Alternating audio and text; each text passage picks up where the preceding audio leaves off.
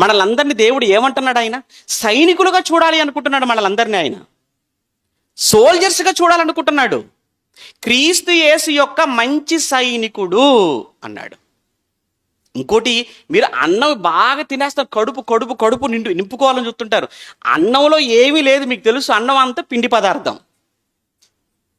ఏముంది దానివల్ల? కొవ్వు పెరిగిపోతుంది, కడుపు నిన్నట్టుగా ఉంటుంది. దానివల్ల మీకు ఇంకా సైడ్ ఎఫెక్ట్సే. తినొద్దని కాదు. ఇప్పుడు మానుకోవాలంటే చాలా కష్టం, మానుకోలేము. మనం అలవాటు అయిపోయాం, దానికి ఎడిక్ట్ అయిపోయాం అన్నానికి. అన్నం తక్కువ తినండి. కొంతమంది ఏమంటే ఎలా తినాలంటే, కూర కోసం అన్నం తినాలి.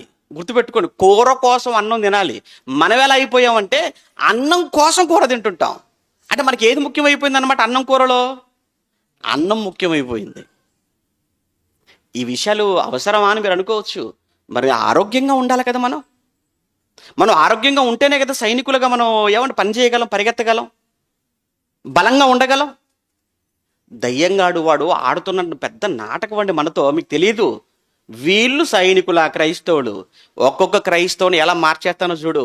ఒకరికి తలనొప్పి పెడతాను, ఒకరికి కంటి చూపు తగ్గిస్తాను, ఒకరికి అల్సర్ రప్పిస్తాను, ఒకరికి బీపీ రప్పిస్తాను, ఒకరికి మోకాలు నొప్పులు రప్పిస్తాను. ఉన్న రోగాలు. అందుకే చూడండి, నూనె బాటలు పట్టుకొని మరీ వస్తుంటారు ప్రార్థన అయిపోగానే. ఎందుకు ఈ రోగాలు ఎందుకు వస్తున్నాయి? ఒక్కసారి మీరు ఆలోచించండి దయచేసి. ఎక్కడైనా పొరపాటు జరుగుతుందేమో, ఎక్కడ తప్పు చేస్తున్నామేమో, ముఖ్యంగా తినే విషయంలో. ఆతృత పడి తినకండి. ఎప్పుడు కూడా ఆతృత పడి కంగారుకి తినకండి. కొంచెం తిన్నా చక్కగా తినండి, ఒక పద్ధతిగా తినండి.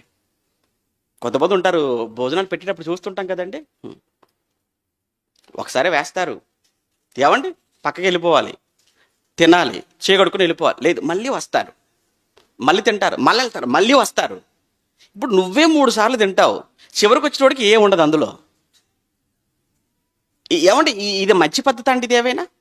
ఇప్పుడు ఎక్కువగానంటే ఈ ముక్కలు, ఈ చికెను, మటను, నాన్ వెజ్ ఉన్నప్పుడు చూడండి, వాళ్ళు ఆరాటం చూడండి, చుట్టూ ఇందులో పడిపోతారు అంతే. ఇశ్రాయేలీయులు ఎలా అయితే కొండల యొద్దన కూర్చొని భోజనం తిన్నామని చెప్తుంటారో, వాళ్ళు కొండల యొద్దనే ఇంకా ఉడికి ఉడక ముందే దింపడమే ఆలస్యమట, అంతే. ఎగబడిపోయేవాళ్ళట మాంస ముక్కల కోసం. నేను ఎందుకు మీరు తినకూడదని కాదు, ఒక్కసారి మీ ఆరోగ్యాన్ని కూడా మీరు ఆలోచించుకోండి, మీ బ్యాలెన్స్. పోనీ మీరు తింటున్నారు, పోనీ ఉదయం నుంచి సాయంత్రం వరకు ఎండలో బాగా కష్టపడి పనిచేస్తున్నారా? అది లేదు. ఏం చేస్తున్నారు అంటే, సైనికుడు అని అన్నాడు గనక మిమ్మల్ని సైనికుడు